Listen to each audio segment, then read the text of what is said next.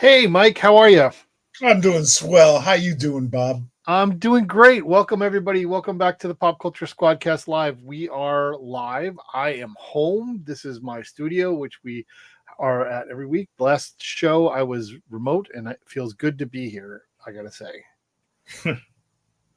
We have a good show tonight. We have hopefully, we have a guest scheduled to be on. It's going to be Ed Brisson. I've been looking forward to having a good conversation with Ed for years now. He's got a new book out. He's got another new book coming out next month. So we're going to have him on tonight. We can discuss the trade war between the United States and Canada if you'd like to. We can I do. Oh, I'm sure you do. Hopefully Ed will as well.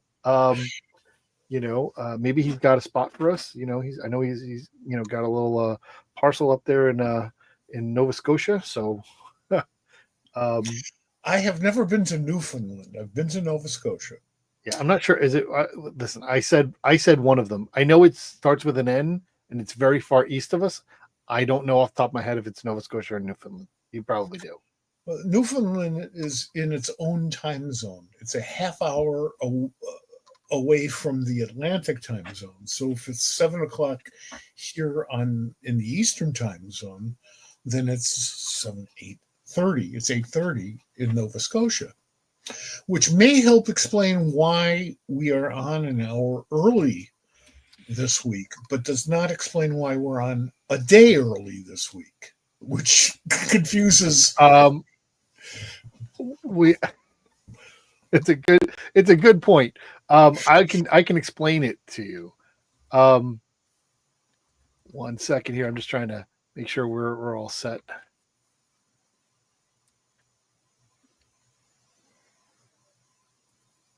So the reason we're on is to accommodate our guest. He is, being early is important, but also he can't, it's our normal time is also late, and he has an early Wednesday and an early Friday. So our Tuesday, Thursdays nights would impact his next day. So that's why we moved it to today. Today is it's a holiday for certain federal employees and other people who take advantage of today being president. It's President's Day. It's a holiday. We should be celebrating and cheer and joy. I was going to buy a mattress. I thought that's what you're supposed to do on President's Day. That is what I missed that. I might do it tomorrow, but okay. I always wanted to buy a mattress on Washington's birthday or Lincoln's birthday. Now, of course, because the southern states didn't want to celebrate Lincoln anymore or at all, we have President's Day, and now we have a president who doesn't deserve a day or even a minute. Right. So, yeah, I know. What are you going to do? Exactly. I hope some, we'll get some, we don't confuse too many people with our time frame and day frame, but we did let people know it was a different time and date. So hopefully, some people will show up. If not, this show is always available to be rewatched at any time. We're going to have a great conversation. I did get confirmation Ed will be joining us shortly.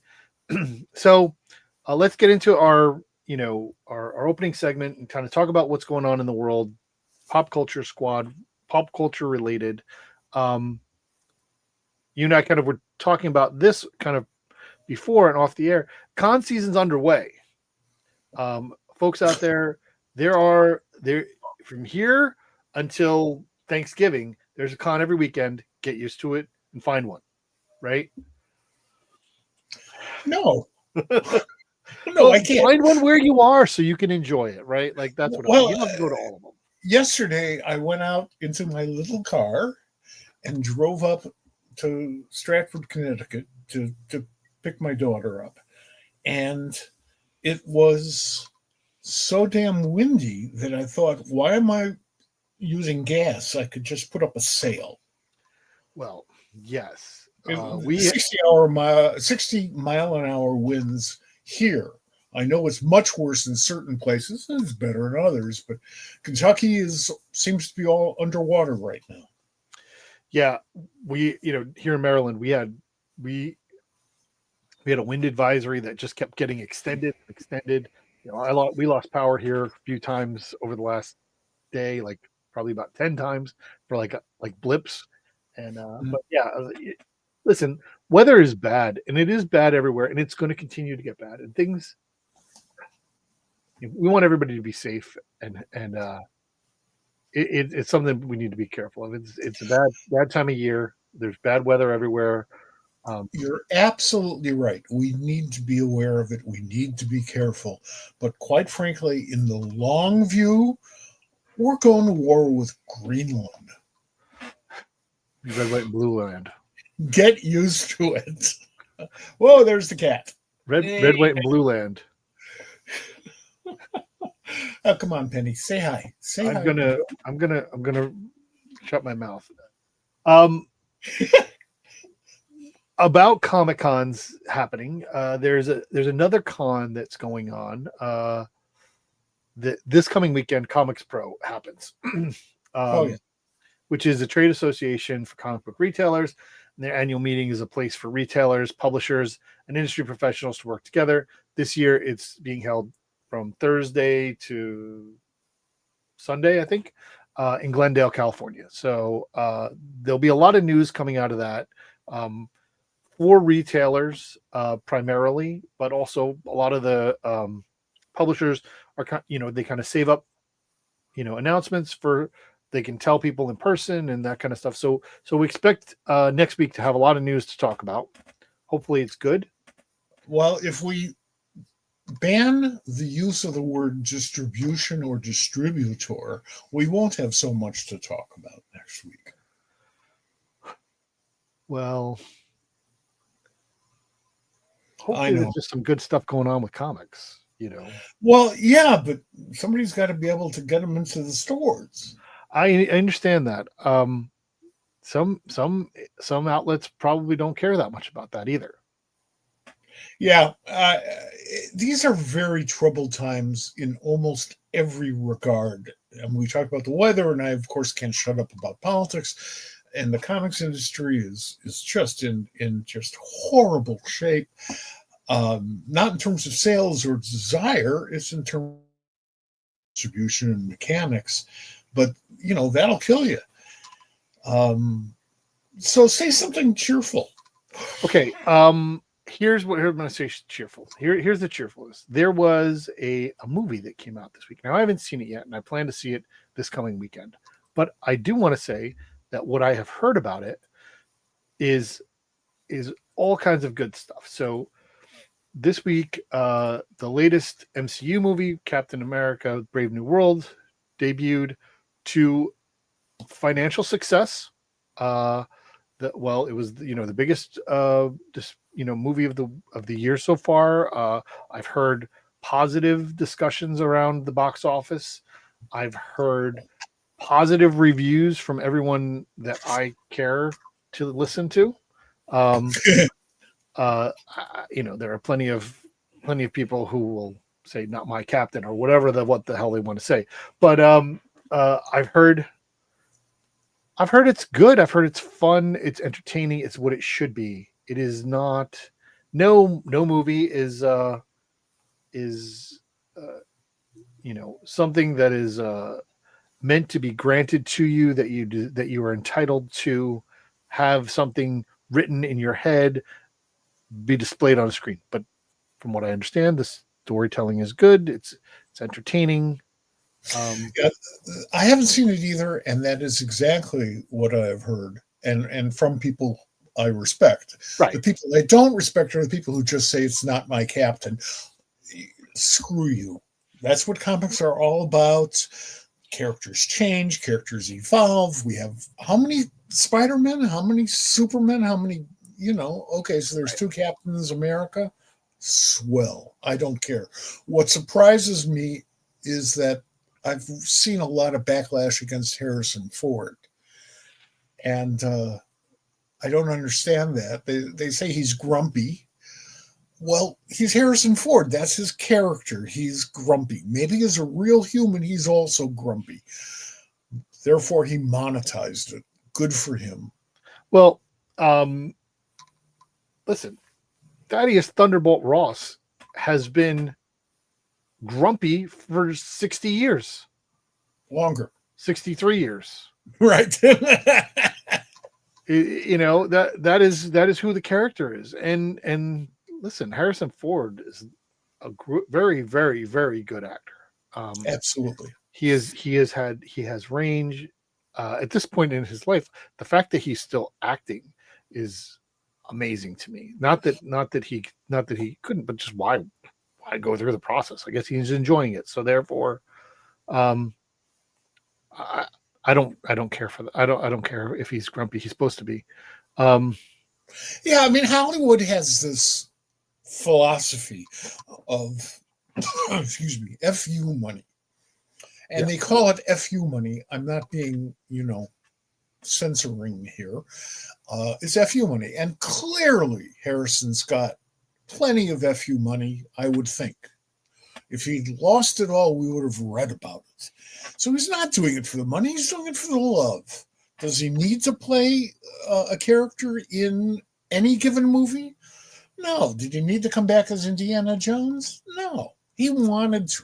When he said yes, he said he did that because he wanted to. And after doing all of these great movies and all these fun movies, why the hell not?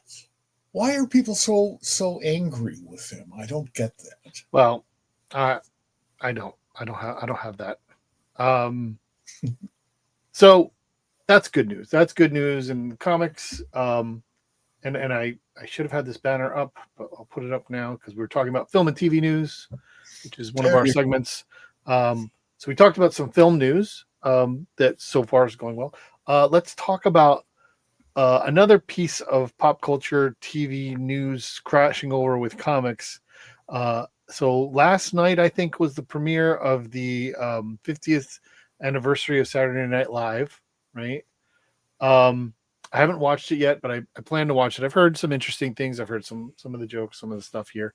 I will tell you, and that there's a really good article up on Comics Beat that Heidi wrote about her experience with Saturday Night Live and personally, and it's definitely well worth the read. So I recommend going to check that out. But it kind of brought up to me a remembrance of Yeah, of course. Which, this was, when I came across this, and I, obviously didn't come across it when it first came out, but I found it in a bargain bin somewhere, or back issue bin. And that was pretty cool. I thought it was cool. Like, did you ever talk to anybody about how this came about? Yeah, I don't remember the story. I know you knew a bunch of the original Not Ready for Primetime players, at least eventually. I worked with them. I hired people from Second City before Saturday Night Live to do commercials on my radio show. Mm-hmm. One of my mates on that radio program later became head writer for Saturday Night Live. And then, of course, there's the Del Close connection. Del actually was their rehearsal director for a couple of seasons, and he had trained 3/4 of all of the people who were on the first 10 years of that show. Right. So he and I go way back, but I have two SNL stories. Okay. The first one is I saw the first episode because I was waiting to pick up my ex-wife. She was not my ex-wife at the time. I don't even think she was my wife at the time. I don't think she was either. Now that I think about it. In 1975, she was working at a restaurant, and I would go over there to pick her up or to walk her back. It was about a mile walk because, it was like 2 a.m. Mm-hmm. So I'm watching the Saturday Night Live thing because of George Carlin. And of course, I've never seen anything like that before in my life. So as we're walking back from the restaurant, I just won't shut up about this show. We didn't have VCRs then. This is before there were video cassette recorders. And Anne was not happy about that because she didn't see it. She didn't know what I was talking about. And she just spent the whole evening working tables, Yeah. so she don't want to hear about that shit. Okay, cool. Enthusiasm. We were very enthusiastic. Great show. It got better. And that was just amazing to me.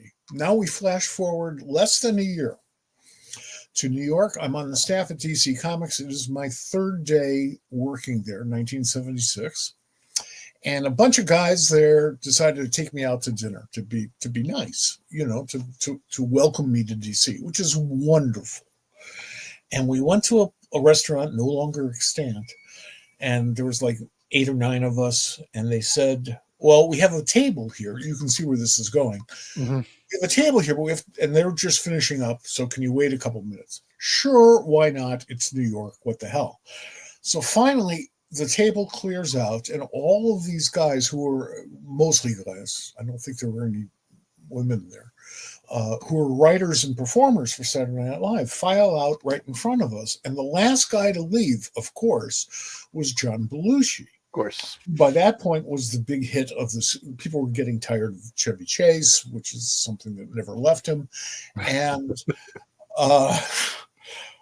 John was getting all the action. And as we're walking out, or as they're walking out, John says, "Hey, Mike," to me. Yeah. And my friends at DC look around and says, "You know John Belushi?"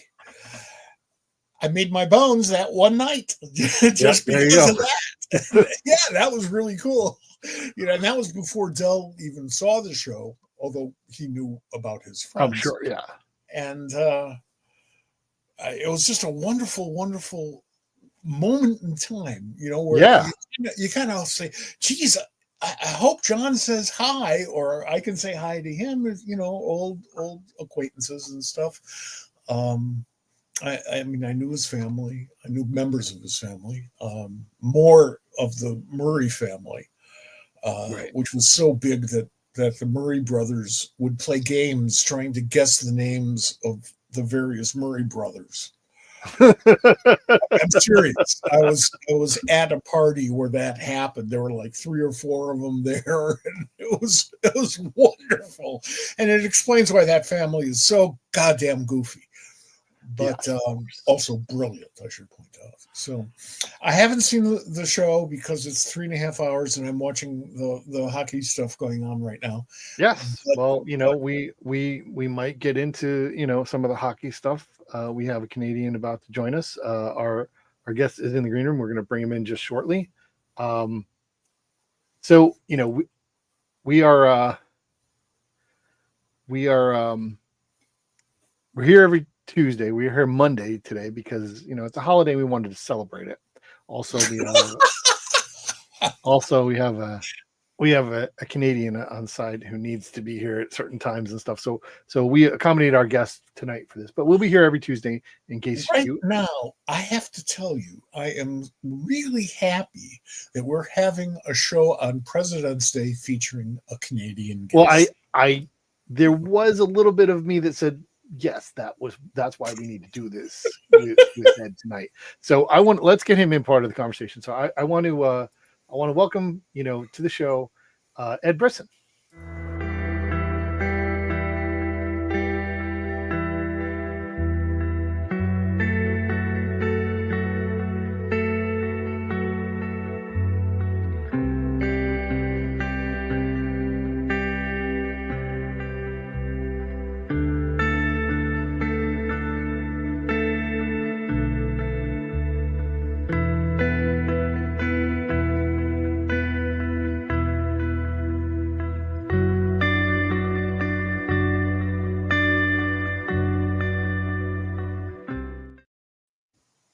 Hey, Ed, welcome.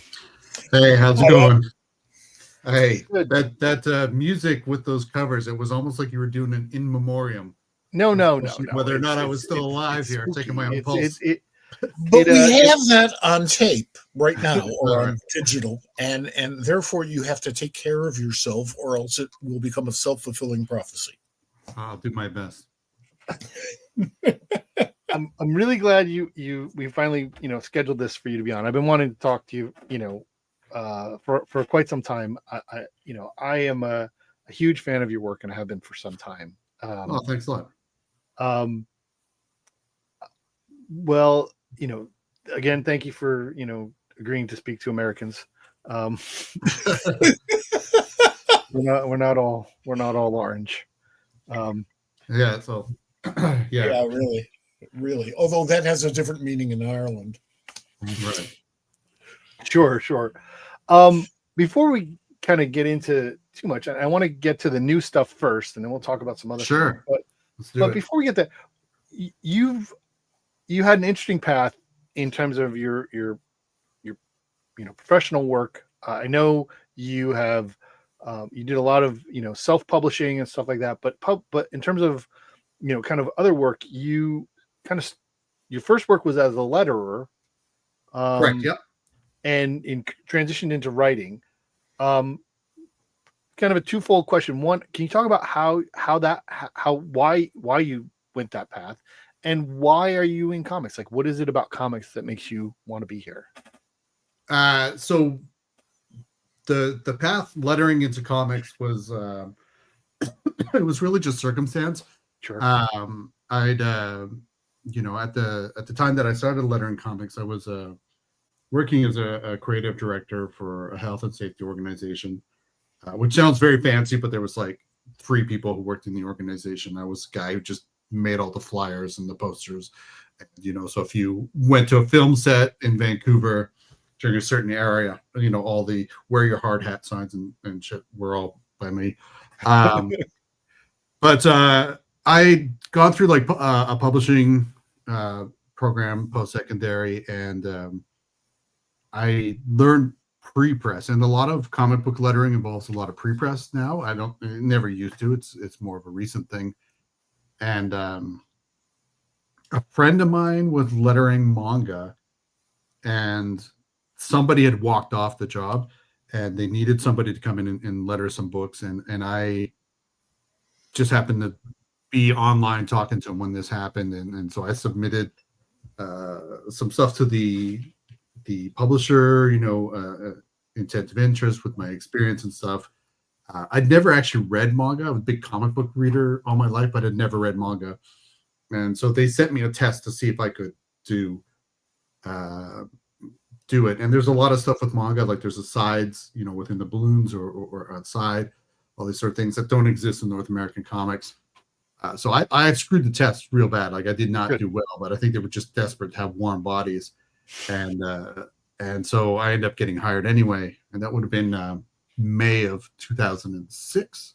My daughter was just born that same month. And the thing is, like I'd been self-publishing comics and stuff for a long time, but I had a kid, I had a mortgage, and I couldn't rationalize spending my income on doing comic book projects because I had like real life responsibilities. Sure. So the lettering became like this kind of side hustle that I could do and take in some extra income that I could then kind of just funnel back into doing my own projects. But I'd never had any real desire to get in as a letterer. It was just that I had the technical know-how and was in the right place, right time, and then was kind of able to build upon that. I did manga for 11 years, so up until 2017. I was writing at Marvel and still lettering manga. Wow. I didn't realize that. At that point. Yeah, I don't think a lot of people did. I wasn't like super public about it. But yeah, I got into doing like North American style. I was did some stuff for Oni. I would do a lot of pitches for people at Image on the sort of guarantee that if it got picked up that I would be the letterer on the book, etc. Mm-hmm. So I did a lot of Image books, a lot of Oni, some Dark Horse, a bunch of other like really small publishers. Basically anyone who would pay me, I would letter books for. Well, I mean, you lettered some important comics. I mean, you're on Rat Queens right? It's true. That's and you lettered a bunch of your own stuff, but like so the fact of being a letterer kind of got you in kind of in a door here a little bit, and then a little bit, yeah. And it helped me meet people in the industry as well. Like I had this, and I had a reputation for being able to kind of pull your ass out of the fire if you were screwed on a deadline. Mm-hmm. Like if you were really, really far behind and you needed it was Thursday night and that book had to be to the publisher or the printer, sorry, on Friday morning, you could send it to me and I would have it done with revisions by Friday morning, which is great if you're trying to get in the door. And it sucks when you are in the door, because then that becomes the de facto thing. They're like, oh, we don't have to get it to Ed until like 6 hours before it has to be to press, which is a terrible way to treat your letterer. But because the letterer is generally the last person in the production line, everyone else eats up their time, and so they generally have less time to turn a thing around. But yeah, it definitely helped me meet people in the industry in ways that I think was good for me as a creator, trying to build relationships, because I tend to be somewhat like socially anxious or socially awkward around people who I've just met, or if there's any sort of power dynamic at play. Like if I'm there with work and I want to pitch stuff to publishers, I'm never really good with that sort of interaction. So having this sort of backdoor into being able to meet publishers and editors and stuff helped. It's not what got me through the door writing at all, but it did sort of help me meet people in the industry. So I used to have that problem about, I was actually at one point in my life rather shy. I did. You're lying. Yeah. Now you see, Bob, he's just, my daughter had the same reaction when I told her I feel like an introvert. When you were like 2, is that when you're talking? No, I was pretty bratty at 2. Anyway, I took improv classes when I got on radio. And because I thought that would help, radio, right? It's alive, or at least it was back then. Google radio if you don't know what I'm talking about. And I acquired the skills to not be a wallflower, to actually be able to go in there, negotiate, discuss, and have bonding friendships. So it was really one of the most wonderful experiences of my life. And I just backed into it because I was thinking, like, microphones scare me. Well, it's been a long time since that's true. For me, it's just like new situations. If I don't know the people very well, I tend to be very quiet. If I know you, it's a whole different thing. And if it's a thing where I'm at a convention and I'm on the other side of a table, I'm signing things, I don't have that same issue. For that, it's like my years of customer service experience that kind of comes out. Like I can talk to people who are coming out. It's not an issue. Right. It's just where it's like any sort of networking stuff. Like I abhor the term networking. I hate networking. I'm not the person who can do that. But anything where it feels like that is the expectation, I can't. I'm unable to participate. My brain just doesn't allow me. I've begun to look at networking as a sport. We know, and I say we meaning Bob and me, some really good networkers. Probably the best is Karen Green, who is phenomenal. I mean, she can be in a room full of strangers, and within 20 minutes, everybody thinks she's his or her best friend. And I'm amazed at that ability. Even now, when I'm a fairly outgoing person, I can't comprehend the work that it takes to do all of that. Amy Cho, same thing. Unbelievable networker. So, I wish it was a gift I had. Yeah. So I kind of want to go back to why comics. You said you. Reading. No, don't apologize. Yep. We're having conversation. It's fine. I'm Canadian. I can't help it. Thank you for joining us. The why comic books of it. Like, I grew up reading comics. I was introduced to comics. I think there's a whole generation of kids in the 80s who were introduced to comics because they were in the hospital for a stretch, and they were just given a stack of comics to read. And that was me. I was in the comics. I was in the hospital for a little while, and I was just given comics, mostly to read, to kind of distract me, because I kept getting out of my thing. They had a net over me to kind of keep me in place because I kept getting out and just kind of trying to just go home. But yeah, I get into comics then. I loved comics. I grew up, I wanted to be a comic book artist. I went to, if you look at my old high school yearbook, it says like I'm going to be a comic book artist or a police officer. My dad was a cop. So I'm still in that stage where I want to follow my dad's footsteps. But yeah, I spent a long time. I went to fine arts to learn, how to become a better artist. This is early mid 90s, and there was not a lot of support for anyone who wanted to get into comics. It's like you do graphic design or you're a fine artist, and there's no sort of in between. You're doing ads or gallery shows. So I did that for a bit, and then I started self-publishing mid 90s, where I wrote and drew and colored and lettered all my own stuff for 16 years, I guess. 94 is when I started. And I started out mostly because in the 90s, I only wanted to draw, but I didn't know any writers. And I met a local writer through a comic shop that put us in touch. And we had a couple meetings about a project he wanted to do. But he was just kind of a dick, like, to be honest. Like, he was like very much that kind of writer that believes that the artist is only there to kind of serve their vision. It's not a collaborative thing. It's my vision. You're the person pushing the pencil around the page, making my things come true, right? And to top it off, even though I wasn't a writer, I could recognize the weaknesses in his writing and knew that even if I didn't think I was a good writer, that I could do at least as good a job as he could. Okay. And so I went out, and then right around this time is when Image sort of blew up, right? Like just for that. So there was a lot of that was kind of in the water, right? In the air, there was the so artists I gotta ask, going off and writing the stuff. I gotta ask. Go ahead, I don't want you to say the actual answer, but like, is that person somebody we would know? I don't think so. Okay. I highly doubt it. You could say yes, and I'm never going to tell you who it is, and I would love that. No.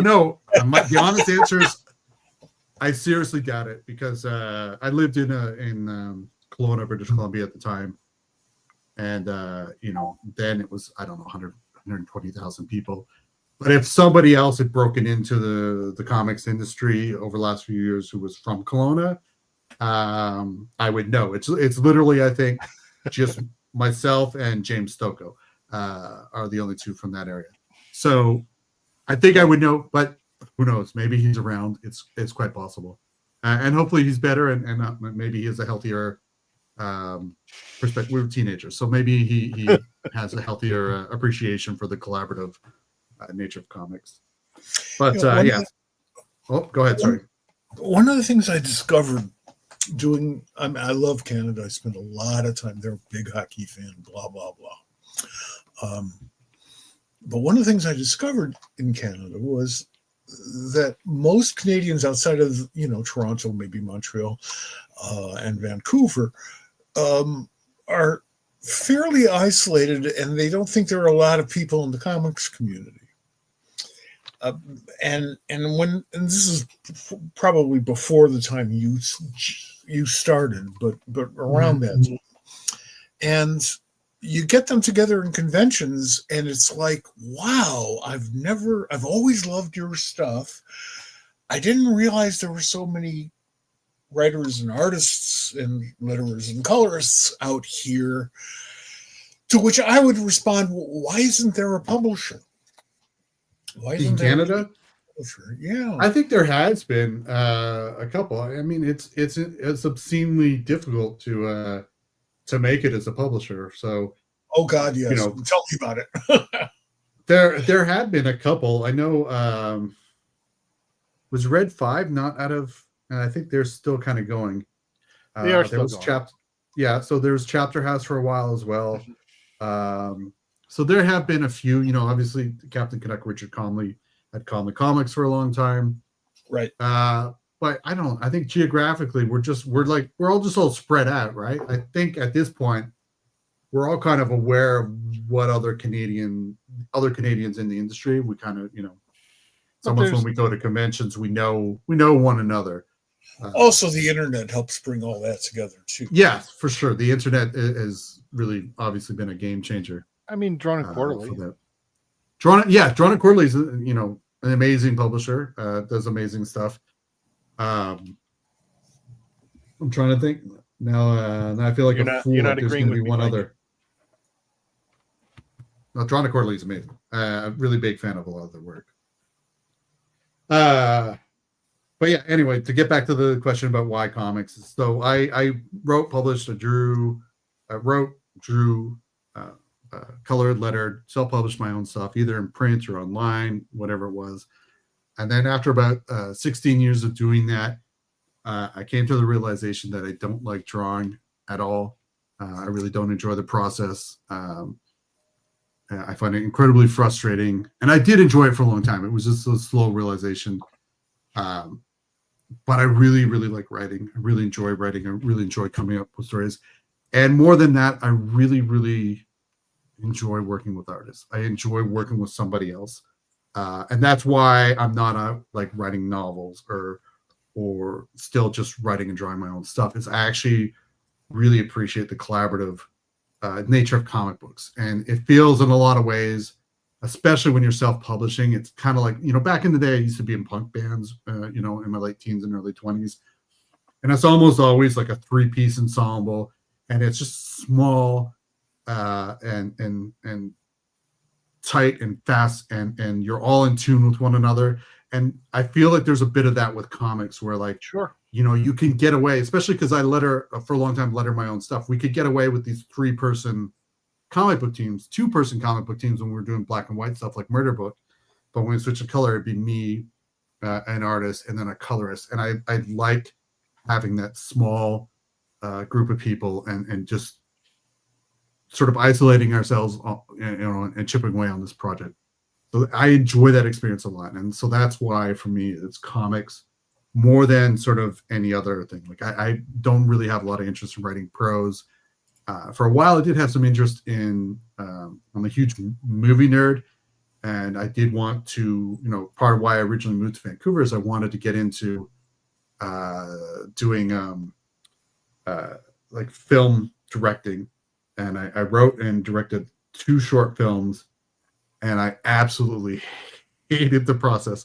Too much, too many people, too many like spinning plates, and I don't like, you have like especially with it's the thing you're directing, you feel responsible for all these people, and you're on sets, even doing these sort of micro budget projects that we'd have 20 people on set, and it was too overwhelming for me.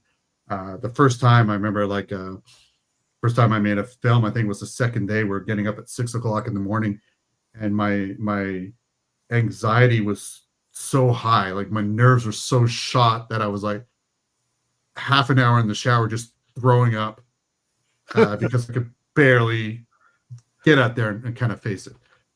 So I realized really quickly that's not a thing I want to do either. It's an amazing lifestyle being in what we call Hollywood, which is Earth. It's not a pleasant place. People who and can work with it, and there are some phenomenal storytellers and actors and performers who can do that. That's great.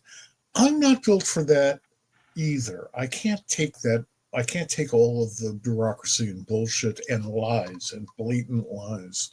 The comics field is so warm and protective compared to Hollywood. So I get what you're saying. Absolutely. When I was at DC and we hadn't moved to the West Coast. We were going to, but I don't know. That didn't happen. Paul Levitz, who was publisher at the time, came up to me and said, "You and I feel pretty much the same way about living in Los Angeles. I have written into my contract that if we move corporate offices to Los Angeles, I don't have to make the move. The contract could go null and void." And I thought that was a brilliant and wise decision for him and for me, not for everybody. And some folks just love it out there, and that's great. Look what it did to Mike Carlin. But, that intimacy, that working together to do a creative project is why I have been in comics and I have stayed in comics. I came into comics because I'm a fan and you know, I needed money. I stayed in comics because of the working relationships. I 100% agree. I love the fact that you embrace the, you know, the collaborative nature of comics. It's one of the things that I love about it. I love the conversations I have with people about when people's talents or experiences kind of brush up against each other in the creation of a piece of art, right? Where someone will say, "Hey, I think this character should look this way," and that may be something that either the artist or the writer hadn't thought of, or you know, those kinds of things. Is that something that, you know, the thing you're kind of talking about, like where you run into that type of? Yeah, absolutely. It's just any of that. I like dealing with artists where like you know, they're gonna throw out ideas and like, what if we, you know, they get the script and like, what if we do this? You know, I like throwing out design ideas. You know, I do sometimes will get a pencil out again and draw some stuff if I'm trying to get something across. But I like, I don't know, I just like kind of bouncing off of each other. You know, this is like maybe not the best example, but one that springs to mind is like Johnny Christmas and I did a book called Sheltered. Yep. And there's a character that ended up becoming a fan favorite character throughout it, named Kurt, and he's this little bald kid who's like just a complete asshole. And he was not in any of our plans for the book originally. It was just, you know, Johnny and I going back and forth, and he just drawn this kid into the background. And there was something about that kid that really drew me in. And I started just kind of writing little bit roles for him until he became a bigger part of the book. That's great. That's great. That's the stuff that's cool. Yeah, and that's something that wouldn't have happened if it was just like there's nothing more than I hate like them working on a comic and handing off the script and then not hearing back until all the artwork comes back in, right? Like until it's done. And you know, you sometimes get that, especially on big 2 books where there's so many deadlines, so much shit to keep track of, where like your script goes out and sometimes you don't see the thumbnails, right? You have it, the art's done, you're like, well, there's no chance for any notes or changes. I do like another part of the collaborative thing. It's when the art comes back in and I look at it and I realize how much of my dialogue I can just cut and I don't need anymore, because you know, if you have an artist who's just great at gesture and great at acting, and setting up scenes, sometimes you can really trim back the dialogue, and I love those moments where I can do that as well, which definitely like when I'm doing creator-owned stuff is when that happens a lot more. Yeah, sure. I dial it back. So those are just, I guess, a couple examples. The beautiful thing about the collaborative experience, and that is what comics is all about, more so than in any other medium I can think of, other than music, is that you have this value-added situation, or at least you can have it, where the sum of the parts is greater. And every creative team, all the way up and down, from editor and writer and artist and letterer and colorist and production people, they're part of that team, and they can offer improvements and talk. And because we're all fans of the medium, and that's been true since day one of comics, since Siegel and Schuster, we can communicate on that level and make things better by just pushing our ego away. Now, not all people can do that, but for the collaborative experience, that's true. Yeah, but for the collaborative experience to really work, you got to know how to put the brakes on your ego and listen and involve. And what a wonderful experience that is. At the time, you're so busy learning and trying to figure it out and trying to do your best work and trying to impress people and trying to pay the rent that you don't think about that. And then a decade or 2 decades later, you look back and you go, holy crap, look at what I've been through. It's a wonderful feeling. Yeah, absolutely. There's a couple of comments in the chat that I kind of want to get to because I don't want people to feel like we're leaving. Sure. Didn't Dean say something really cute? Dean Haspiel, a friend of the show, lovely human being, says the Violent was his first introduction to your work, and he was next level. And That's great. I appreciate that. Dean is I'm a fan of his work as well. So the 21st century Renaissance man. I am such a huge fan of Dean's. And then we have Bill was asking about the Displaced, which I'm interested in as well. You know, how did the Displaced come about? And also wanted to thank you for being at Eastside Mags last year on your awesome on your world tour of my road trip last year. Yeah. My tour / excuse to go on a road trip. So yeah, that's almost a year ago. Let's talk about the Displaced just a little bit. Sure. So the Displaced, for those who don't know about it, it's set in Oshawa, Ontario. Sort of. It's about the city of Oshawa, Ontario disappears one night. It's just gone. So there's a giant hole where it was. Nobody knows what happened. The people who lived there are gone. The people who lived there who happened to be outside of the town at the time are still around and are searching for answers, trying to figure out what the hell happened to Oshawa. And then as time slowly goes by, people begin to forget that Oshawa existed, and they forget and the people who lived in Oshawa, who happened to be outside, who are kind of the survivors, are forgotten. No one can hold a memory of them, and the only way they can survive is by sticking together as a group. If they peel off, then those people are forgotten and disappear. The idea for that one came. I first had it in pardon me, 2008. It was an idea I'd come up with, and part of that it was was a long burn. Yeah, it took a while. Part of it was my like I'm from I'm born in Toronto, but when I was a year old, I moved to Oshawa, and I lived in Oshawa until I was a teenager, and we moved to Kelowna, to BC. So about 5,000 kilometers. I don't know what that is in miles. 3,000 miles away. And I would go back to Oshawa like every year, roughly. My parents were divorced, and my dad lived a couple hours from Oshawa, and so we would see him every summer, and I would try and take a trip down to Oshawa. And every time I would go to Oshawa, there was like it was like my connection to the city. And this is, if anyone's lived in a city, moved away, and then they can, I'm sure, relate to this. Every time you go back and visit your hometown, there's like a connection that you have that gets kind of weaker and weaker every time. The people that you knew are gone, or they've moved on, or I had one case where I was there and I ran into a guy who I was friends with when I was in grade 7. And, I went up to him and I was like, oh my God, I haven't seen you in whatever, 10 years. No, Jesus, at that time it would have been 20 years.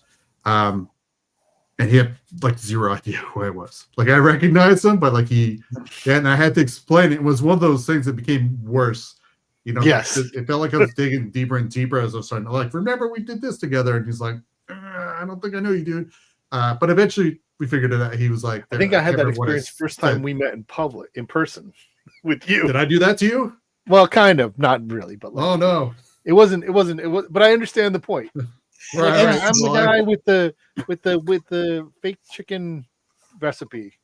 And you you just came up with the plot for the sequel to Groundhog Day. There we go. But yeah, so that it just ended for a while. So it sat there for a little while. I had the idea, and I remember the big thing that I want from the story is I don't ever want to explain why Oshawa's gone, because the story to me is not about that. It's about it. It's gone. This is your new reality, and this is what you're dealing with, and this is how you're trying to survive. Yeah. And I remember getting in an argument. I shared. I used to have it was one of the very last cheap studios you could rent in Vancouver. That was like a main Main and Broadway that I shared with a couple people, and I had one guy in there who was like really mad that I was not explaining it. He's trying out. He's like, it's scientists who did an experiment with, whatever, like blah blah blah, like some sort of like hand wavy science, quantum physics, whatever. And I didn't want that. It felt like it cheapened it. I just wanted to be about the experience. And then I actually pitched it in, I want to say 2011. So Johnny Christmas and I, for Sheltered, pitched this as a book. We had a publisher that was on board to do it. I won't say which publisher, but one of the bigger indie publishers. But they had notes, and we went back and forth on notes for a long time. And there was a couple things that they wanted that I didn't want to do, like some changes they wanted to make. But I did try incorporating them into an outline anyway, because this is my first kind of blush with like working with a bigger publisher.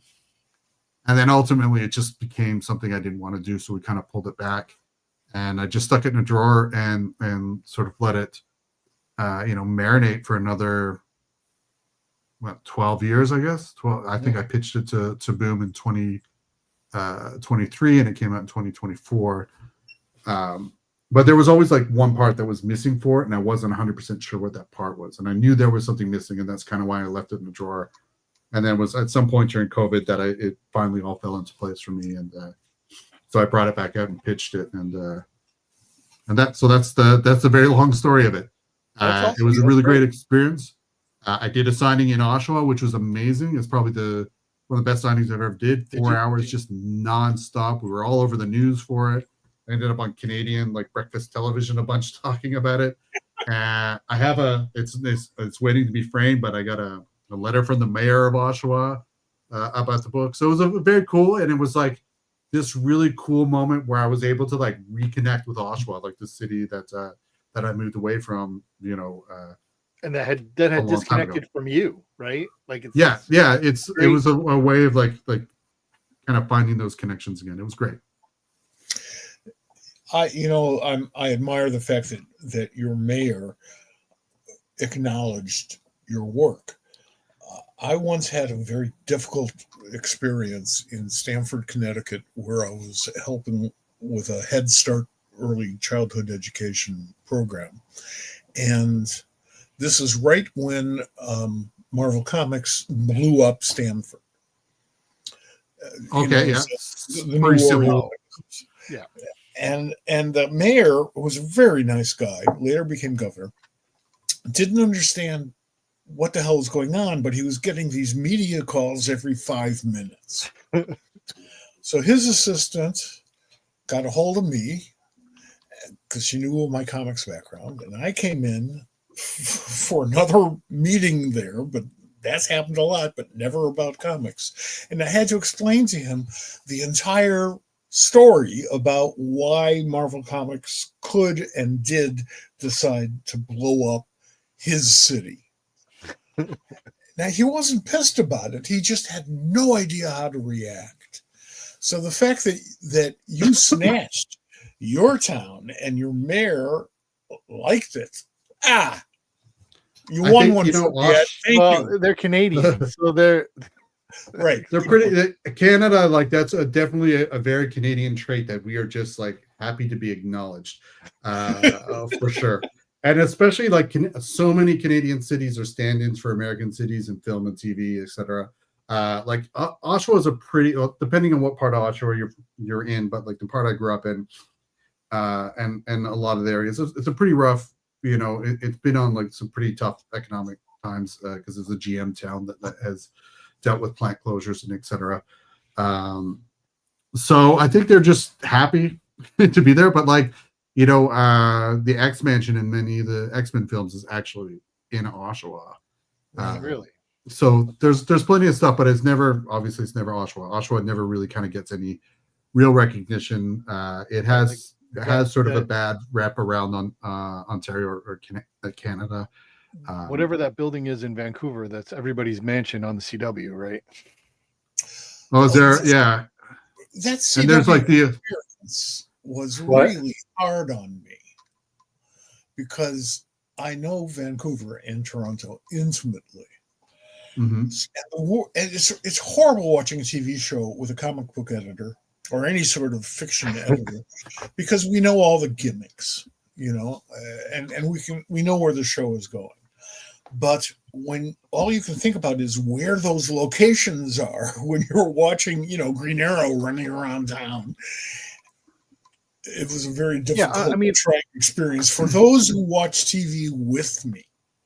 I'm sure that it's you know what, like, just really quickly on that is that, like, I lived in Vancouver for 20 years, and my wife and I had this conversation a lot because you would see Vancouver in different places, and it's meant to be someone else. And we were actually watching, I want to say it was Supernatural, where we're kind of like, it's somewhat exciting at first, but after a while, it's like it takes you out of the location or out of the story, right? You're watching and you're like, I know that place. And it sometimes takes you out. And literally, as we were saying that, there was a scene where they were supposed to be in a government building, but they were actually filming not only in the place where my wife worked, she worked at post-secondary, but they were filming literally outside her office door, like 3 feet from where she works. But yeah, Vancouver, definitely you see it all over the place, and you start to see the same locations over and over again. Supernatural uses like the same hotel, same hotel, like almost every single second episode. I think there was so the Luther Mansion in Smallville is basically the Queen Mansion in Arrow.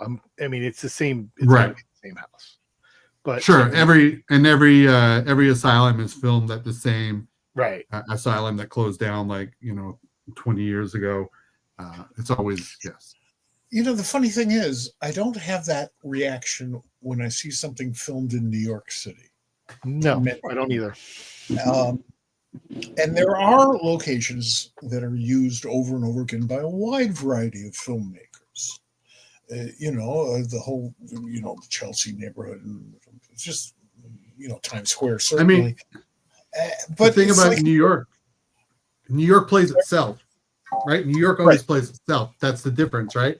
There's there's a great YouTube series called Every Frame a Painting that if anyone has any interest in film or storytelling or anything, I highly recommend. They just started some new episodes after like a 6-year absence, but they have a great episode called Vancouver Never Plays Itself, and it's all about the sort of like identity crisis that we have, that so much is filmed there, but it's never Vancouver. And it's such a wonderful town. I could have moved to Vancouver because I was actually offered welfare in Vancouver. I went up to the welfare office a long time ago to meet a friend who worked there, and it was back in the hippie days. So they took one look at me and said, "Oh, you want to sign up for welfare?" And they gave me all the papers, and I'm thinking like, well, this would be cool, but no. But I didn't use that to get my way in. Today I deeply regret that.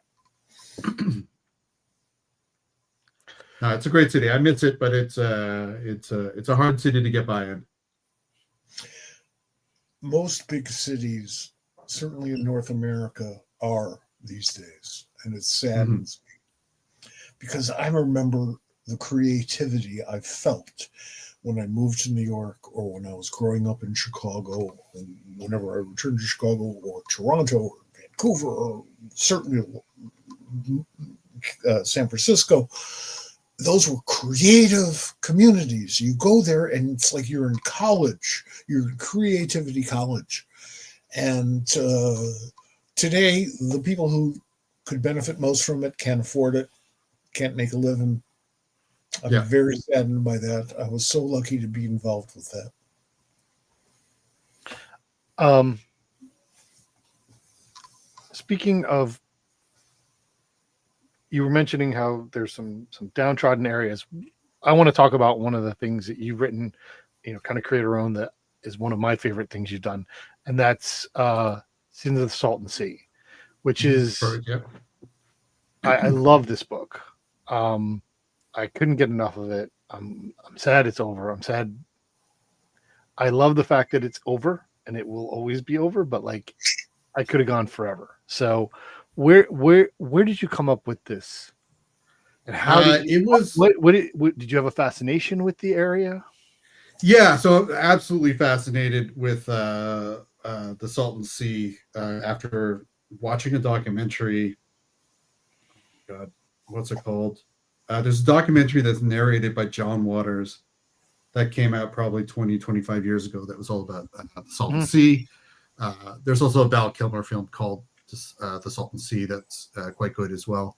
But based on the John Waters documentary, which covers kind of the whole history of it, of being like this accidental lake turned into a resort that then sort of like turns alkaline and impossible to maintain and becomes almost like toxic. There's just something about that quick life cycle of that town that was really fascinating to me. So I had this is a weird project because I had two different stories that I couldn't make work. Okay. And one was about the Salton Sea, and one was about a cult. And at some point, I was just kind of like periodically, I'll go through my I've got like a file of forgotten ideas, things that I wanted to do but could never make work. And I realized that these two things, this crime story and this cult story, that was set largely around the Salton. One of them was set around the Salton Sea. That just by like became like peanut butter and chocolate. Just mashing them together, it worked. And so I just sort of developed it from there. But it was mostly like I had this kind of fascination with the area. This, the sort of like land. I like this idea. There's this idea that like man tried to control nature, and then nature fought back and pushed them out and wouldn't allow itself to be controlled. So yeah, it was just when AWA kind of hit me up about doing some work there, is when I was going through that idea file, found these two things, sort of mashed them together, worked it out a little bit, flushed it out so it kind of worked, and that's about it. I mean, CP Smith's art in it is fantastic as well. But that cover is phenomenal. That's Tim Bradstreet's covers. I was going to say that Tim Bradstreet's. I was about to go there actually. How did Tim, you? The guy I tried to get over at First Comics. He was working at Dungeons and Dragons at TSR. Like every one of these should be hanging in a gallery, right? Yeah. Oh God, yeah. Also, Ed, when Bob did that little display of all of your covers, you've been lucky, man. You've gotten some of the best logos I've seen, and as a designer, Yes. you know that you've got spectacular logos. I've been lucky. For sure. I've been lucky. I've been able to work with some really great logo designers. Some of those I designed myself on some of the image books. But I think it brings me back to my creative director days where I get to work with like when somebody's sending me things, I get to work with them a little bit, and not often. Like sometimes, a lot of times that's I'll get a logo and it's like perfect right out of the box, and there's nothing to do but say yes and thank you. Yeah, but that's a Terry Gilliam moment when you see something perfect and it just comes, across the transom, as we used to say, and it's perfect, and you couldn't think of how to make it better. The horns and the cherubs come out, and you hear these magical notes. It's like, holy crap, this is beautiful. I got that once by unwrapping a huge Dick Spring Batman piece that Dick did for Denny O'Neil for one of the anniversary books, and Denny wasn't in, and he and I shared an office, and I wasn't going to sit there for 24 hours with this beautiful Dick Spring piece wrapped up in a corner. I had to open it. It was like, oh my God, this is beautiful. That's one of the wonders of comics, though. You get to do that. Mm-hmm. You get to fall across stuff that is just amazing. So we've been talking for a bunch about stuff, and we haven't gotten to what's going on now, and I do want to do that. Okay. So so we have now Silverhawks is here. Back And it up a little bit. There you go. Whatever. I'll put it up here. So Silverhawks is here, right? And you're also doing other work with Dynamite on Thundercats. So I need you to know that when I get an email on my phone to my Pop Culture Squad email address, my phone has the sound of Tallyhawk. Nice. It has for years. Like that's Awesome. That's great. Yeah. so so I'm very excited about this. How did your work here come? Were you brought in on Thundercats first, and then they kind of brought this around? And did you watch these shows when you were younger? Yeah, so I did. I was a latchkey kid. I'd come home from school and I'd sit down in front of the TV and watch. I think if I remember, the block was G.I. Joe, Transformers, Thundercats, Silverhawks. 2 hours, I would watch it, and then I think I remember on weekends MASH would come on when cartoons were over, and I think weekdays it was Little House on the Prairie would come on. So both of those theme songs are incredibly triggering for me still to this day. I was a big fan of it. And so when Dynamite announced, I guess a year ago now, a little bit more, that they were doing the Thundercats book and that Declan was writing, I messaged Declan almost immediately and said to him, when they do a Silverhawks book, make sure to put my name in, Awesome. Let them know I want to do it. And that's what I wanted to hear. I'm very excited. So I kind of followed up with him a couple times about that, just being like, hey man, and I know Declan, he and I go back about 15 years now. So, they didn't, as far as he knew, they didn't have plans to do Silverhawks, but I kept poking him just to see if that, if the landscape had changed at all. And then I got a call from Nate in July, I believe, offering me Thundercats Apex. Okay. And when he called me, oh, go ahead. Sorry. I'm excited. I was floored by that. Okay. Well, thanks, man. So he offered me that, and then we talked about the book, and sort of he gave me all the stuff that I needed to know, so I could go away and sort of formulate a pitch and send it back or an outline. And but before getting off the call, I was like, what's up with Silverhawks? When are you guys doing Silverhawks? And Nate was like, yeah, we no plans for doing Silverhawks. And I'm like, just so you know, and if you haven't heard it from Declan 4 times already, I want to, if you do Silverhawks, I really want to write this book. I love Silverhawks growing up. He's like, oh yeah, cool, good to know, and then 2 days later, he called me. He's like, so you want to write Silverhawks? I'm like, yes. He's like, okay, cool, let's do Silverhawks. And it was that basically. That's awesome. So I assume that the Thundercats book is doing amazing for Dynamite, and so the fact that they were going to then develop one of the Thundercats sister shows as a comic felt like a no-brainer. And this is I think one of the very first times where I've been sort of proactively putting my name in for a book that doesn't even exist yet. Yeah. But it worked. I'm very excited about it. Our first issue's out. I think the second issue comes out pretty soon too. So yeah, it's been a pretty cool experience. Those 80s cartoons are really interesting to sort of try and revive, because they're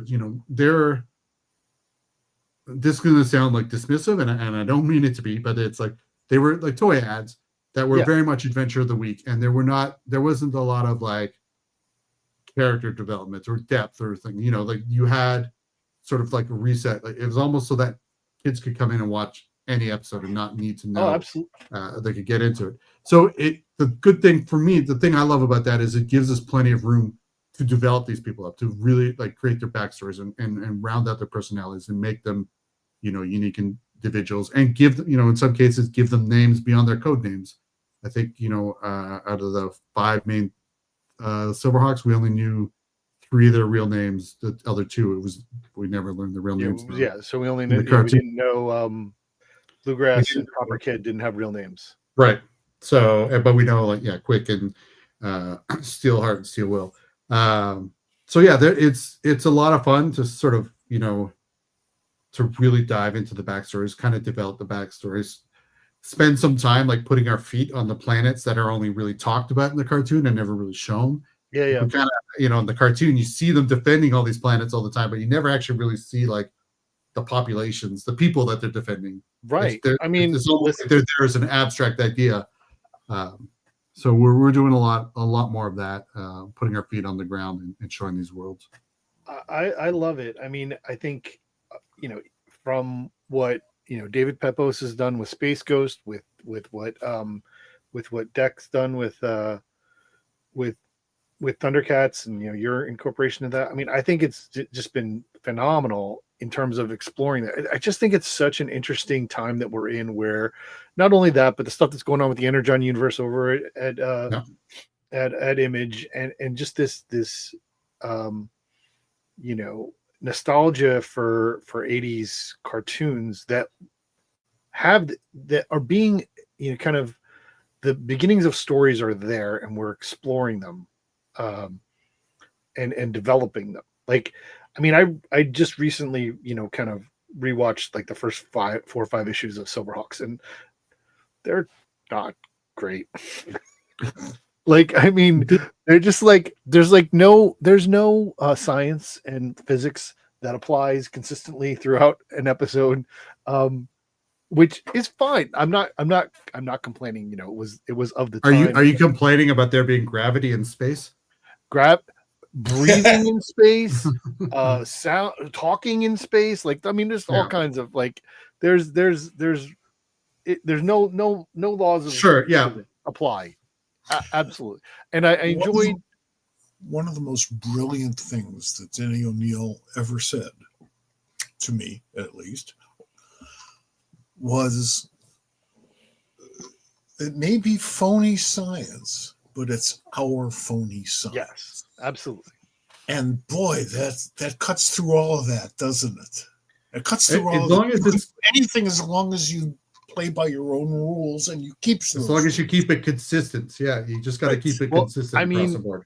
Silverhawks is a perfect example of that. Somebody thought that partly metal, partly real sounds good, and they stuck to it.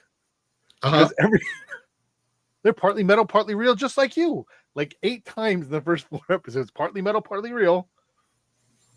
It doesn't make, because they're fully real.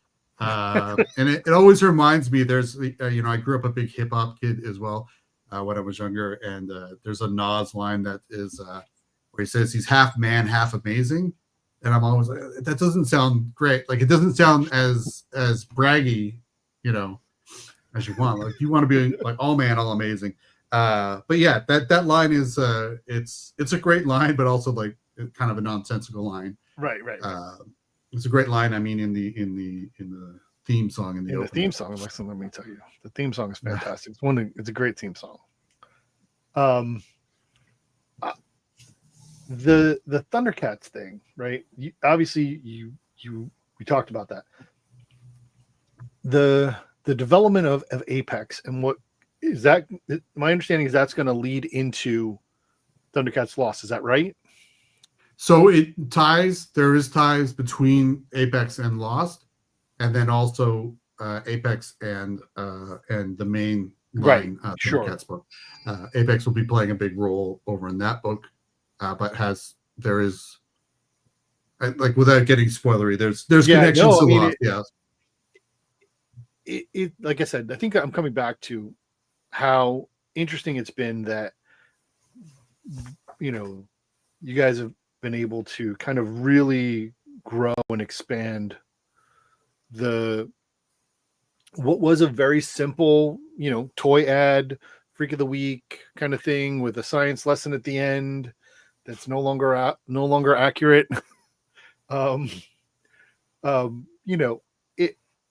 And really tell these interesting stories that are really they're captivating, and I'm enjoying it.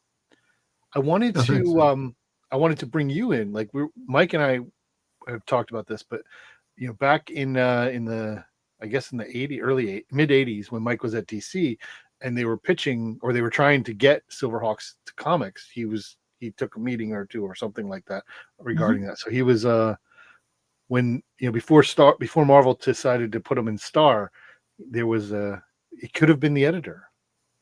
Mhm. Well, DC, I was director of editorial development among my many other titles there. And I would go out to Toy Fair every year, which was not a long schlep. It was about 2 miles south of DC's offices. And, I'd hang out with all of the big-headed actors who were dressing up as Woody Woodpecker and things. And then I'd finally go inside the buildings and go from little office to office. And people would pitch different properties that they have under development for toys, usually be based on a TV show that was in the works. And most of them were crap. It was, and most of those never made it out of the box. So you get a very cynical attitude towards that, and it just didn't grab me.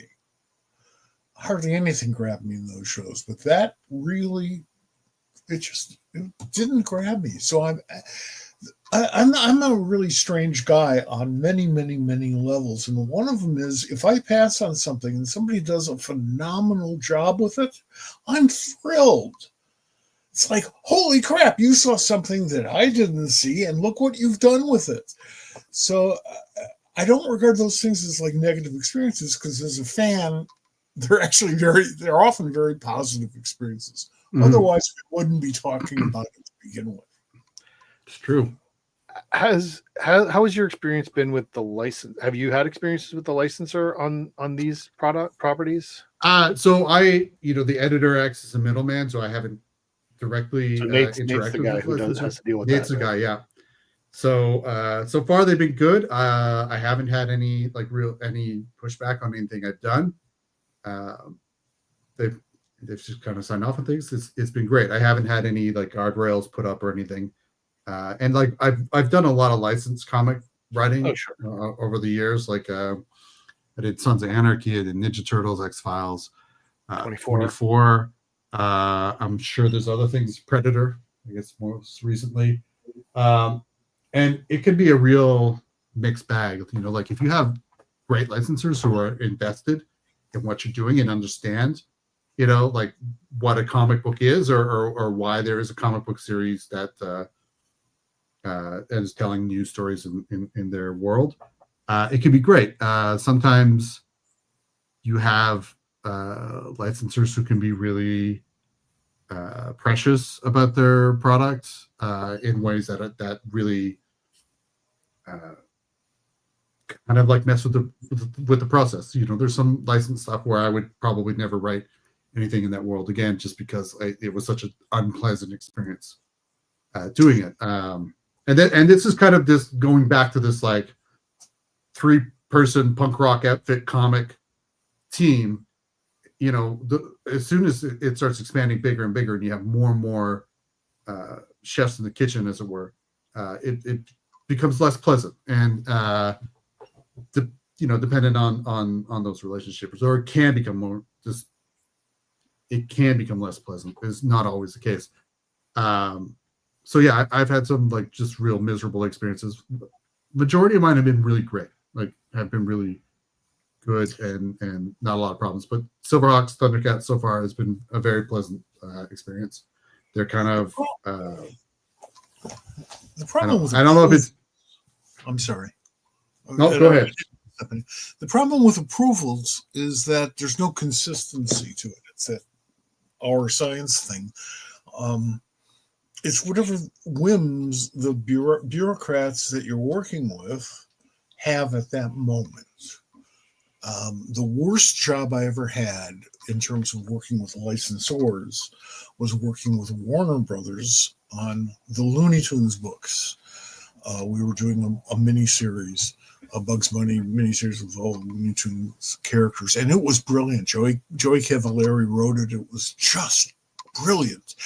And the woman who approves the toothpaste designs for Warner Brothers Animation was put in charge of this project. And let me just tell you how the meeting ended. The meeting ended with me standing up and saying, look, have you ever actually watched any of these Looney Tunes? How about a Merry Melody? Have you ever seen a Merry Melody? And that was a lot like my just sort of saying, fuck you, go back and tell them to count the money again. And it didn't work out well, and I canceled the project.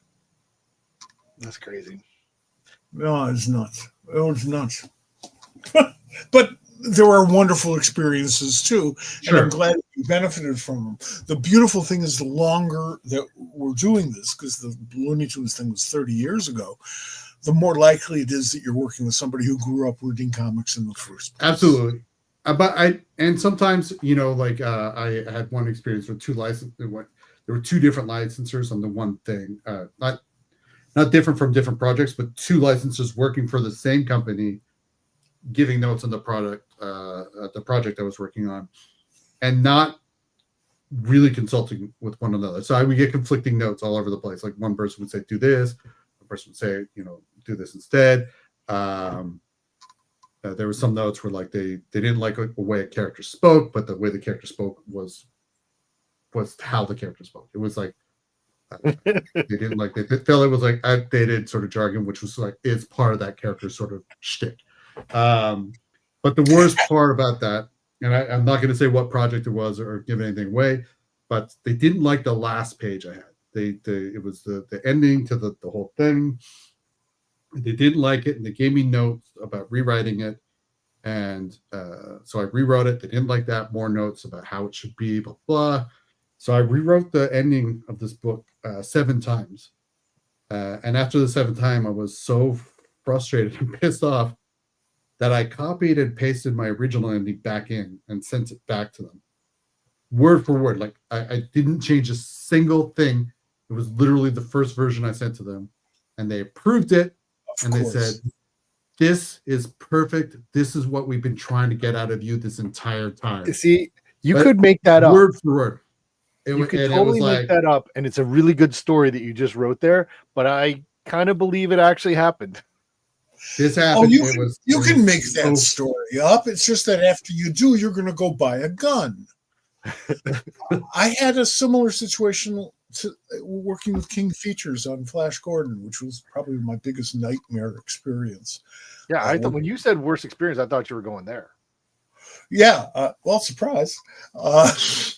It was terrible. King Features kept on firing their art director and replacing him with a new person who didn't share notes. So every time they fired the art director, we essentially had to start over. And it made no sense by the time we were done. And by the time, I'm just amazed that Dan Jurgens, who flew out from Minneapolis to a meeting in New York with these people at his own expense, although he was reimbursed. I'm amazed he didn't just strangle them right there at the meeting. And I would have covered for him. He and I would have been in Mesopotamia or something. I would have held him down. We can't not have a conversation with you and not talk about the most quintessential Canadian thing that there is. When I remember you posting about being able to write this. What was it like when you were able to write? I mean, this is not the first time you wrote Alpha Flight. There was a True North earlier, but now you're writing the series by yourself. What did this mean to you? Did you grow up reading? It feels like you grew up reading X-Men a lot. And yeah, I was more. I think I don't think I don't know how much readers today sort of realize. I think in the 80s and 90s, you were an X-Men reader or you were an Avengers reader, and there wasn't a lot of I do both kind of thing. Right. So I was very much X-Men. For some reason, West Coast Avengers was my Avengers book for a long time. Oh yeah, mine too. But Alpha Flight, I swear to God, I was probably the last subscriber for Alpha Flight. I was there to the bitter and issue, I can't remember. I want to say it's like 130 something. I feel like they were just keeping the book going for this one kid in Kelowna who was religiously buying it every month. So yeah, I was a giant Alpha Flight fan from the original series. I followed sort of every relaunch attempt since then, and but yeah, obviously being Canadian, it was something that I was really excited to have a chance to write and have a moment with Alpha Flight. We did that, like you mentioned, we did True North a couple years prior to that, where it was me, Jed McKay, Jim Zub, every as Canadian writers. Yeah, it was a fully Canadian cast on that book, which is actually the only time I believe it's happened with Alpha Flight. I even came out of lettering retirement to letter that issue of Alpha Flight because Marvel didn't have access to any Canadian letterers. So we wanted to make sure that one was fully Canadian. So colorists, artists, writers, and letterer are all Canadian. But anyway, yeah, with this one, it was great. It's a book I've always wanted to write. Obviously, like everyone, it would be great to write an ongoing series, but to get this 5-issue mini in the middle of this other event that's going on was about as close, I think, as I'm going to get. But it was a lot of fun. I think, I wanted to end it on sort of a downer bit. It wasn't a happy ending for Alpha Flight, but I think it's an ending that made a lot of sense for what the team was going through at the time and what they were trying to do. I don't know. We had a lot of fun. I think we did like a nice sort of like pretty fun bait and switch on the first issue where people thought that Alpha Flight was divided. People were mad at me. At me for months before that book came out until they got to the last page of the first issue. I'm like, come on, yeah. So it was great. It was a really great experience. I'd love to have another crack at writing Alpha Flight at some point, but even if I don't, then at least this is the thing I can put on my tombstone that, I serve my country in some regard there. There's always these projects you'd love to go back to. And then if you're offered the opportunity to do so, sometimes you're booked and you can't do it. So be careful about how badly you want to come back to something because you're not always in a position to pull it off when you're there. Oh no, 100%. And like right now, I'm splitting my time between comics and video games. I'm writing video games as well. So like my time is like locked for months to come. So I get that. Like there's stuff I've had to turn down recently that hurts, but it's just like it's not a possibility, or I'm not at least going to be able to do it, devote enough brain power to it that I want to. So it's not fair to myself, not fair to the reader. Your greatest accomplishment, and I'm not talking about you in particular, I'm talking about any creator, is yourself. And if you're not true to that, if you can't do your best work, then you're a hack. And that's a horrible word. That's a horrible word. You should not be a hack. The industry isn't big enough to have hacks. Right, 100%. I mean, yes. I need to come back. I can't leave Alpha Flight yet. So okay, do it. Alpha Flight was. So when I started reading it, it was in the teens, I guess, when I first got my first, and then I went back and got it. But it was something that was complete. I think that's what made it so interesting to me, because it was something that I could get at the beginning of, because we were in like 170 of X-Men at the time, right? So that there's a whole lots of stuff that I could just go back and get that. And I loved all of these characters. I loved the world of Canada that was being exposed to me that I didn't, because I'm a kid from Jersey, I didn't know anything about this spaces and the different aspects of them. I've joked to my wife and that there's very little cosplay I could do in my life. One of them being Puck. Right. And Puck would be great. Yeah. She finds that hilarious. Like I showed her the cover, the like I think it's 4 or 5, whichever when they did each issue, each one on the cover of the puck cover where he's like spinning around. Yeah. Like it makes her laugh, which I find fun. But it's there's an aspect of found family to the X-Men that kind of captivates an audience, but I think that takes place even more in Alpha Flight. Like it does, they're not only found, they're like family, and they can't, even though they hate each other, they can't leave each other at times, right? Whatever those things occur, and it's just such a great dynamic of characters. And even as people come and leave and grow, it's so great. And I'm the first arc 1 to 12 is a good solid story, but it gets better from there, I think.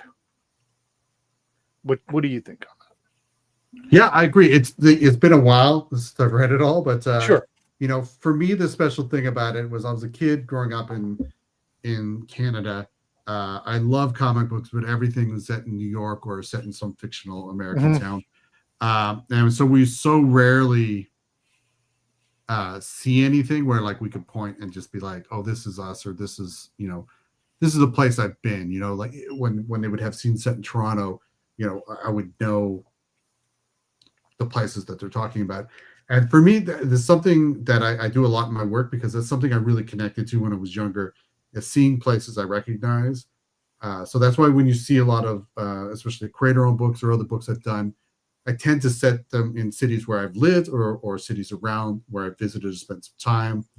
I don't set a lot of things, there's a lot of Marvel stuff where I had set it in New York, but I try and like move outside of there and go into smaller towns or smaller communities, because I think people don't get to see that a lot. They don't get to see themselves represented, and they don't get to see themselves represented like sort of properly. There's a lot of times where an American comic will be set in Canada, and they like clearly never been either to Canada or to the place that they're doing.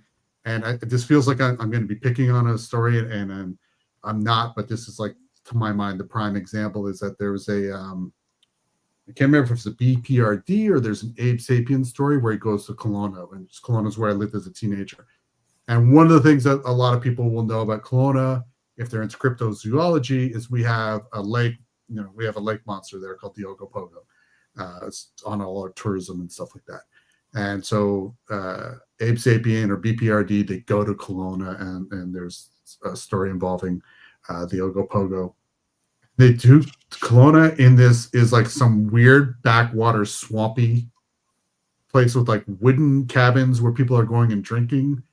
And Kelowna is like a tourist town. It's not what they did at all. Kelowna is like, the joke living there is it's Kelowna-fornia, right? It's like this mini California type city. It's very blonde beach culture type of city. And so like as a kid, or when I was younger, when that came out, it annoyed me so much, because this is a place I know intimately, and it's kind of being like bastardized in this book. And again, it sounds like I'm picking on this book, and I apologize for that.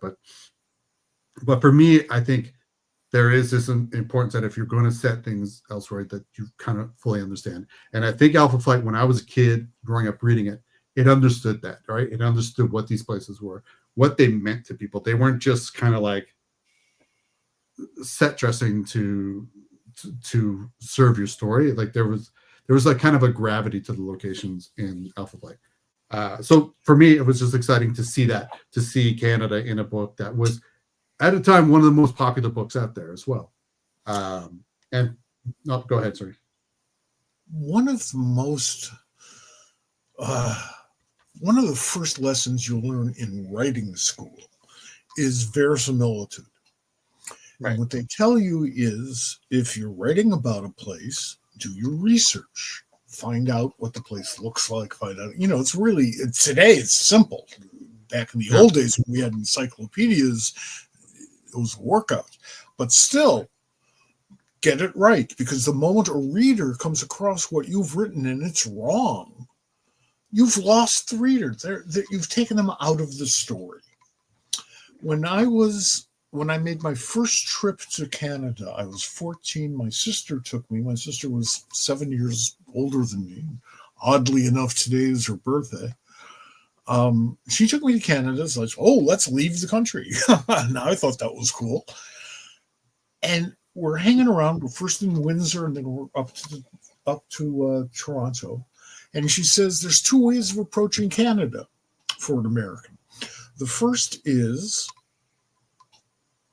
you look at it as America, as the United States, because Canada is America.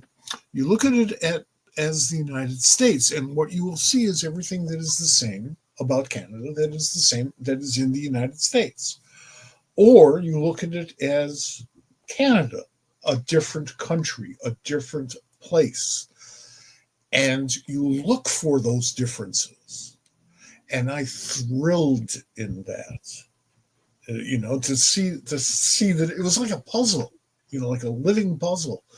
And I've never forgotten that lesson, those two lessons, the first from writing school and the second from my own sister. Get it right.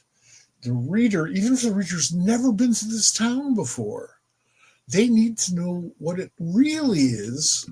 Otherwise, you could have just made up another metropolis. It doesn't matter.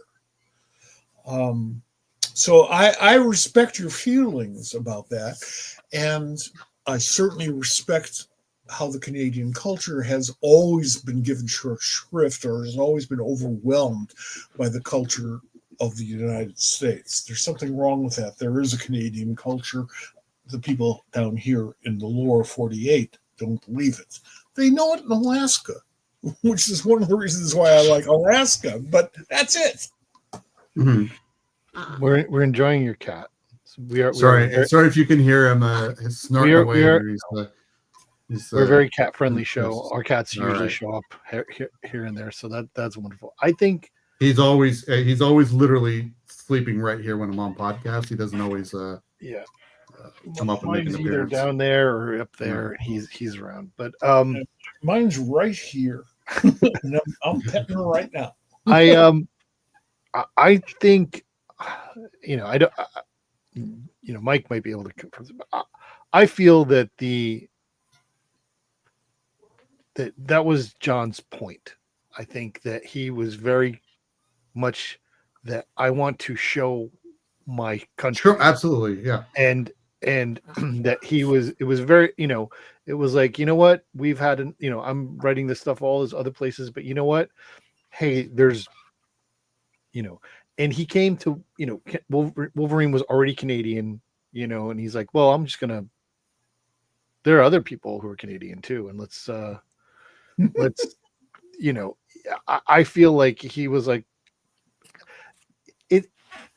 I'm of two minds of it. One is I think he was intentionally, magnanimously wanting to share his culture and his country with comic book readers, but also a bit of a dick about like, hey, you get in my country and that's too bad.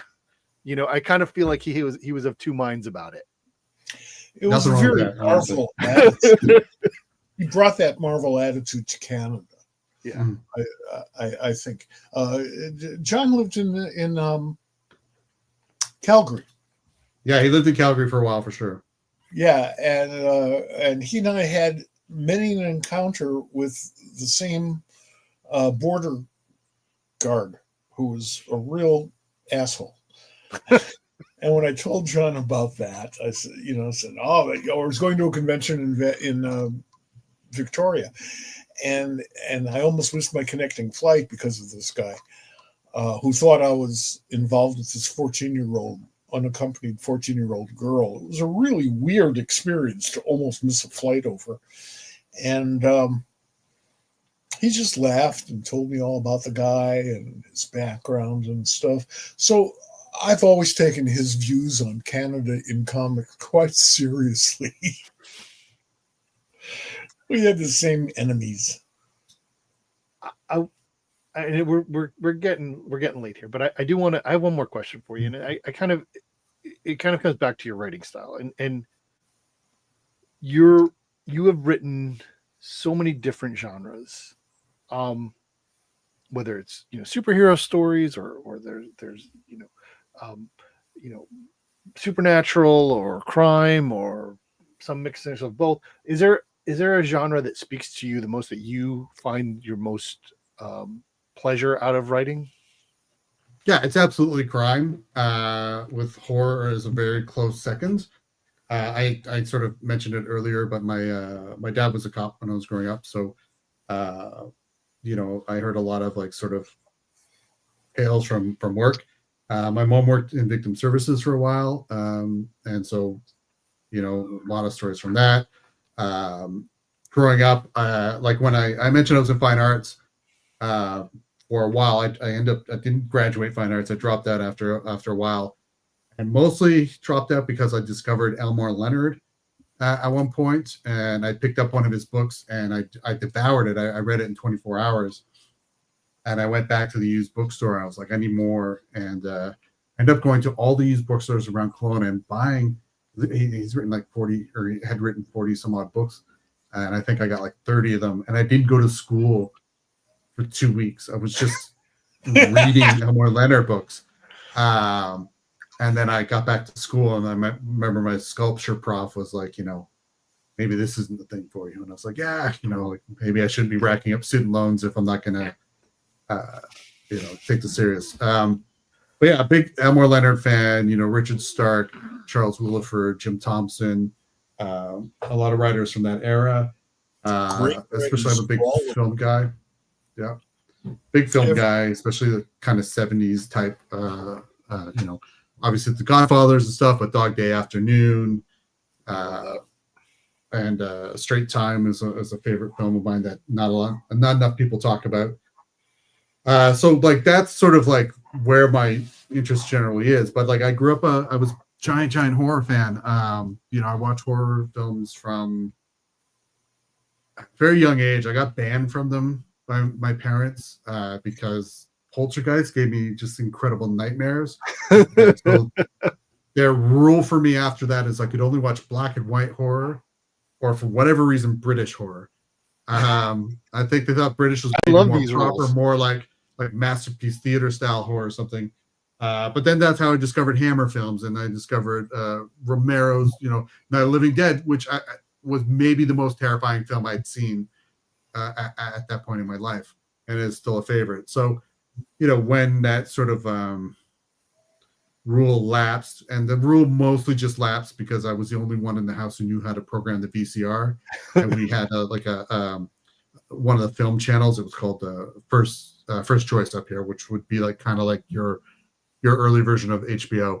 I would tape the movies that were on at like 1 or 2 in the morning, like the horror films up there, and then I'd come home, as I mentioned earlier, latchkey kid, and I would watch the films before my mom got home from work. But then from there, I just like exploded. I became a giant fan of horror films. I started reading Stephen King, I think, when I was in grade 4, like far too young. Sorry, when I was at grade 4, about 10. I was 10 years old when I started reading Stephen King. Sure. And then I would go to the used bookstore and just like buy horror books as well. Like I would chew through novels as a kid. And I would just buy them based on like whichever one had the gnarliest cover art. I was very much basing it on cover art. There's a book out, a hardcover book called Paperbacks from Hell, and I swear like half the stuff in the 80s that he has in that book I've read. So it's a second genre that I love, and any time that I can merge those two, and I can do horror and crime. Yeah. Or if I'm writing like superhero stuff and I can make it like a very crime-like story, because like the problem I always struggle with a little bit with writing superhero stuff is I don't give a shit if the world's about to explode. It's so hard for me to care when there's like 8 billion lives at stake. But if you put like 2 or 3 lives at stake, then that feels real to me, and that feels like I can get emotionally invested. And so that's the kind of stuff I'd like to do. And so, I'll bring in more crime elements or more horror elements when I'm doing Big Two stuff, or at least I tried. One of the things that hasn't gotten enough credit about the independent comics movement of the early mid 80s is that it opened the door for really good crime comics. Before all that, most crime stories were pretty straightforward, lame, A to B, and that's it, it's over. And then we started getting some really long, complicated, well-researched, vaguely fact-based crime comics, graphic novels, and that evolved into something really great and opened the door, I think, for some writers to provide us with their best work, or at least my favorite of their work. And I admire this whole crime movement, and a really good crime writer who isn't just ripping off 18 better writers is a wonderful thing for comics, because then the artist can go nuts. I love it. Awesome. Before we let you go, we have a comment from the Peanut Gallery here. Joe Mulvey. Joe Mulvey. We love Joe Mulvey. I've got a story about Joe Mulvey that's great. I'm going to tell it. I think everybody has a great story about Joe Mulvey, but I'd like to hear yours. The first time I met Joe Mulvey was at New York Comic Con. I want to say it was 2011 or 2012. And I was going to the washroom to take a leak. And Joe Mulvey was like, "Hey, Ed, what's going on?" I'm like, "I'm just going to take a piss, man." He's like, "The wrist got to piss. The wrist got to piss. Everyone out!" And he kicked everyone out of the washroom so I could pee by myself. I think that was like half an hour after I met him. But my Mount Rushmore of Canadian comic book creators. Yep. So Todd McFarlane was a huge influence on me early on in my life. I wanted to be Todd McFarlane. That was my goal in life. He was the one who really I understand John Byrne was Canadian, but I don't I was young enough when I was reading Alpha Flight to not fully get that he was a Canadian dude. And Todd McFarlane was the first guy I understood was Canadian and not living in New York. I had the idea that everyone lived in New York if they were working in comics. So Todd McFarlane was a huge, huge influence for me. He's part of when I mentioned earlier when I started writing. It was largely because Todd McFarlane was doing Spawn. He was writing and drawing it, and I thought, well, hopefully I can write and draw my own stuff if this is possible. This is gonna be a tough one. I'm a big John Byrne fan, but I came in late with him, so he was not I think as influential on me as the others. Chester Brown was a very early big sort of influence on me. I loved the sort of nonsense that is Ed the Happy Clown, The Playboy, and I Never Liked You are two books that I love and I return to and read quite often. Hang on here, just looking at my stuff here. I'll put Richard Comley on there. He created Captain Canuck, which was also a big thing for me when I was younger. Richard Comley is also one of the kindest men. Really quickly, I've talked about this on other podcasts, but when I was 18, I somehow tracked down his phone number, and I did the thing you should never do. Please never do this. Is I phoned him at home. And I'm like, "Hey, I'm an 18-year-old. I want to get into comic books, and I was wondering if you have any advice."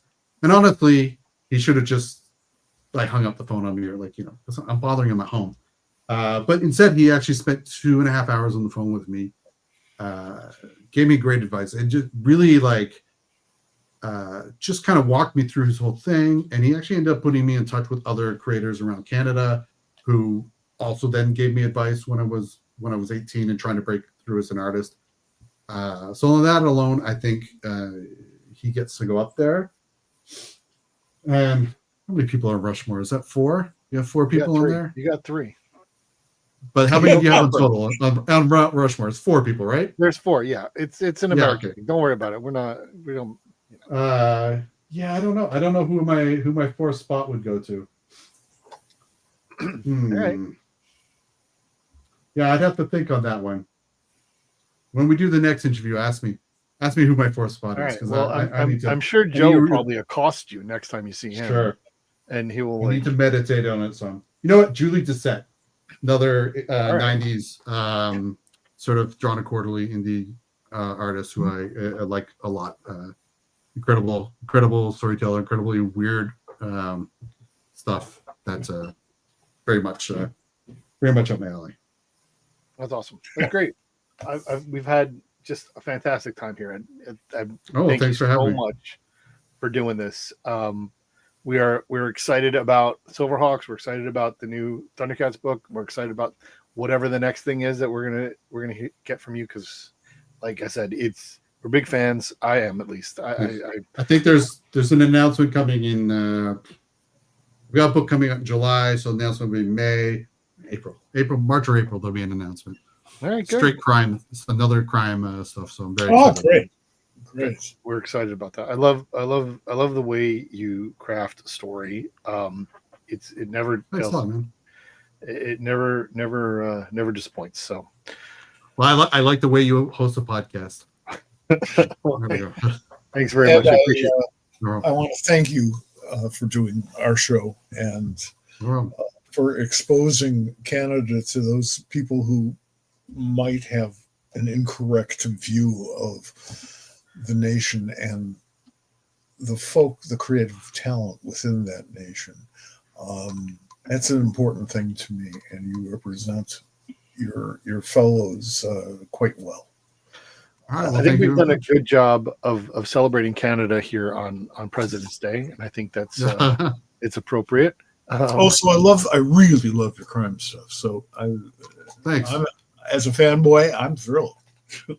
Excellent. Yeah, I'm hopefully doing much more of it over the next year and a half. That's now with the video game thing being my main thing, paying my bills. I can put myself out there, and not do some more stuff that's just for me. I'm not, it's me and the creative team, but like the things I really want to laser focus on doing. Sure, that's an important place to be. I'm glad you're there. Awesome. Thanks. Well, thanks, guys. All right. Have a good night. Thanks very much. Yeah. Back to Tuesdays, but a week from tomorrow. Yes, we do not have a show tomorrow, but we do have a show next Tuesday. We will be at our normal time, 8:00 next Tuesday, and our guest will be Adriana Mello, who is. We're going to talk to her about her art. We're going to talk, and by that time, she will be in the middle of a crowdfunding project that we can talk about. That is part of why we're putting this together at this time. And somebody we've wanted to talk to for a while. Adriana will be here. I'm very excited. I hope everybody is excited to see her and hear our conversation. I look at her art every single day, because across from me on the back of Sherry's desk wall, because our desks face each other, is a page from Harley and Ivy that she did that's sitting there. So I'm looking at her, Harley, Ivy, and Batwoman every single day. Well, I'm very excited for it. We're excited to have you guys here. Follow us on all of our socials. We'll let you know when it is. We'll get, if you haven't subscribed to wherever you're watching this, please do that. You can then get notified when we go live. So, it's easier for you, and you can listen to us babble on some more. Yeah, you can't shut us up. It's just nice to put a microphone in front and make sure that somebody else is listening. Thank you all for being out here. We appreciate it. Thank you so much, everybody, for watching tonight, and stay safe, and just know that everybody, we care very much about our squad, and everyone's in our thoughts. We'll see you later. All right. Take it easy, folks.